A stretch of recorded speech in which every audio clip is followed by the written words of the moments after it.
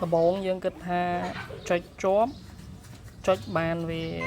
ដំណើរការនៅពេលដែលយើងលែងដៃគឺវានឹងដាច់វិញតែជាក់ស្ដែងអត់ទេយើងអាចសេរីបានវាមានបេតុងមួយនៅក្នុងប្រអប់តេឡេ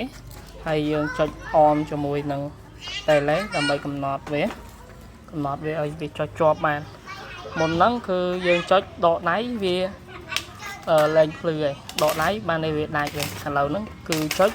ជាប់ហើយហ្នឹងខ្ញុំបានកំណត់ឃើញទេណាអញ្ចឹងយើងតែអញ្ចឹងឃើញទេណាអញ្ចឹងនៅសល់បេតុងមួយនេះសម្រាប់អាឡាមួយនេះខ្ញុំអត់ទាន់បានភ្ជាប់ភ្លើងទេចាំមើលខ្ញុំភ្ជាប់មួយទៀតឥឡូវខ្ញុំបានភ្ជាប់ទាំងពីរហើយហ្នឹងហើយចាំមើលខ្ញុំចុចអាទី1 ប្លុកចុចអាA នេះវិញណាបើចុច B វិញ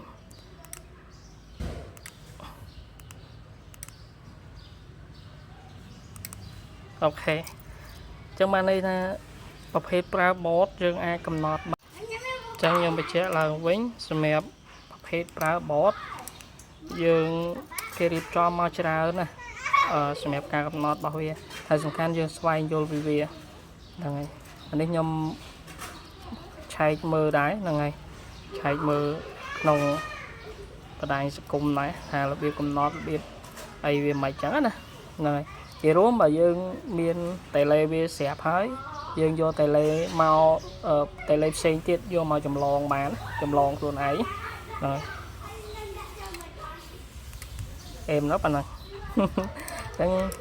យើងយកតេឡេហ្នឹងទៅកំណត់ធ្វើអីស្រាប់តែយើងទៅអញ្ចឹងខ្ញុំកំណត់សម្រាប់បញ្ជាផលិតម៉ាស៊ីនបើកម៉ាស៊ីនហ្នឹងហើយ